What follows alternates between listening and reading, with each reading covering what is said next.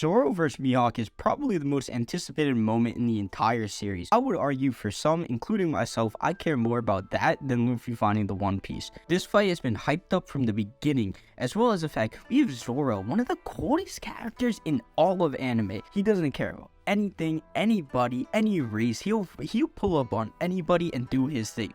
And then you have Mihawk.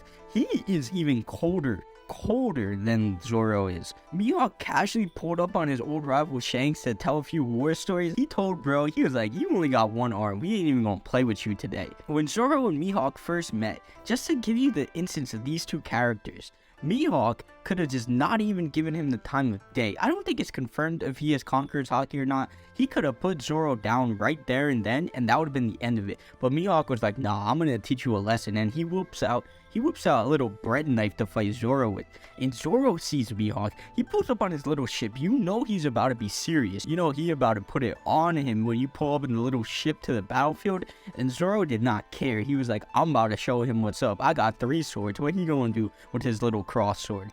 And then he whips out the pocket knife. Obviously, we all know what happens. One of the coolest moments. Also, I feel like an underrated part of that fight that a lot of people don't talk about. I don't remember which character it was that asked Luffy to help him, but Luffy chose not to help Zoro in that situation and instead was like, this is Zoro's dream. This is Zoro's mission. He needs to do this himself. He will never forgive me if I don't. That was the moment you felt those two were connected and that they were going to be together for a long time and that their relationship was part of the reason why you wanted to continue watching this show, because of their brotherhood there. I know some people don't like this fact, but the only real relevant thing that happens between that is that Zoro goes to Mihawk to train during the time skip with his monkeys and Perona on, I don't remember what the name of the island is. Some people debate that and think he shouldn't have done that, but honestly, I don't mind it. I feel like though, we should be getting Zoro flashbacks more often, much like how we get Luffy flashbacks to Rayleigh. I feel like it's gonna come a lot during the fight, and I feel like the only reason Oda hasn't shown it now, well, for one, a lot of Zoro's antagonists, barring King, in his matchups in the arcs have not been the most interesting, in my opinion. I don't know if that's a general consensus, but honestly, I don't mind that those fights weren't prolonged for a Zoro flashback to that island. If Zoro did have a flashback, especially during, I believe his name is Pika fight, that probably would have been more of a highlight than the actual fight. I hated that fight, terrible. Now that that hasn't been shown, my prediction would be that I believe that right before they fight, we're going to get a really huge flashback of it, or just during the fight, there's going to be flashbacks to it. A really cool way to execute this fight, if you've watched Naruto, is the Kakashi Obito fight and the Naruto Sasuke fight when they flash back from the future to the past.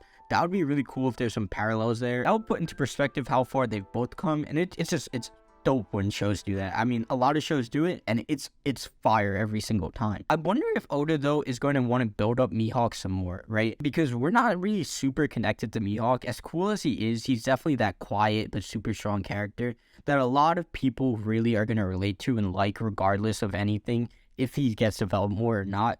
But I think just knowing Oda, he's going to want to build up Shanks and Mihawk's relationship. Not to spoil anyone who's not up to date on the manga, but I think we're going to get a huge flashback from that period of time where we're going to learn a lot more about his character and Shanks. Oda has this issue, and I don't know if a lot of people take issue with this, but I do, and I really don't like it, when Oda prolongs fights too much to the point where their impact is not the same. So a really good example of this is the Luffy Kaido, his whole battles and meetups. Let's take the first battle, right, in Act 1. That makes sense for Luffy to get rolled in that fight. It was super dope and it was super cool. Okay, then Luffy goes, he trains, and he learns how to use Ryu. And it's like a super, you know, it's not enough to beat Kaido, but it's good, right? It's a good change. It creates a sense of progression as to why this fight is going to be different. Then they see each other on top of the roof when he has all 5 of them with him up there.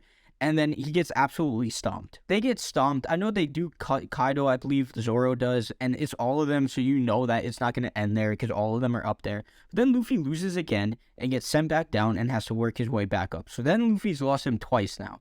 And then he gets back up, then he gets knocked off the mountain. So he's lost now a 3rd time. Even though there was a cool interaction, he's now lost him a 3rd time. He falls down, and then he's going to get back up, and I'm not going to spoil it for anyone, but obviously, if you know, you know.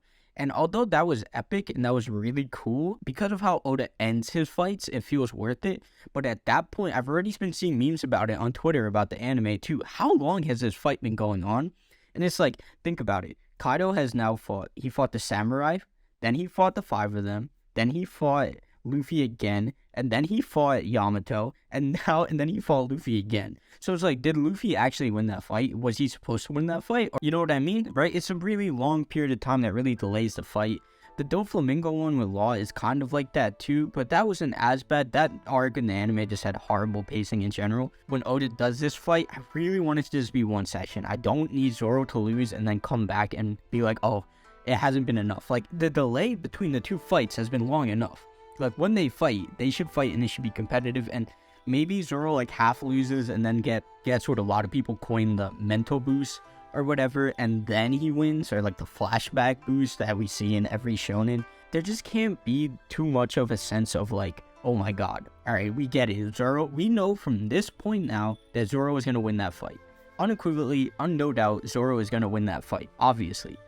So you don't have to delay it like crazy, otherwise it loses its suspense. Now, I know I was saying that one thing, the flashback to the past, and then mixing it in with the current. There's some of the other fights is I really want there, though, this might sound weird, but I don't want there to be any other reason for the two of them fighting other than the fact that they need to settle who's the world's best swordsman. It does not matter where they're fighting. It doesn't matter if it doesn't make complete sense thematically. The characters, like everyone in the Straw Hats, will understand if in the final battle, when it's the most important, Zoro and Mihawk just decide they have to settle it. Right, I know the placement of this is pretty interesting, and it's heavily debated. When are they going to fight? Is it going to be after the final saga when they're on their way to the One Piece? Is it going to be before? I think it should be before. Now, I know some people are trying to create an argument that maybe the Gorosei has strongest swordmen, so maybe Mihawk isn't the world's strongest swordsman. That would be pretty terrible. I would be super disappointed if that happened, and I think everybody would. But I think it should be during the final battle, just like how I described it, or maybe right before they leave. I feel like Luffy's going to get tested by Shanks, and Zoro should get tested by Mihawk. And then the final battle happens, and then whatever happened from there happens. Now, I know some people are saying that maybe that'll take away from the suspense of some of Zoro's fights in the final saga. No, it won't. We don't care about that. It's just like, knowing the story, like, it doesn't fit good anywhere, to be honest, at this point, except like right now in the current. I do think Oda will pull it off, and obviously in the end we are always going to enjoy the fight. It is what it is. We blur out the bad, especially in One Piece. I really don't think there's going to be much to complain about here, just as long as it's not dragged out. That would absolutely ruin what would be an epic moment. And I hope, though, throughout, we see flashbacks to, like, all of Zoro's good moments, like, nothing happened, Usopp to stay out of the crew, and just Zoro just being an absolutely cold character.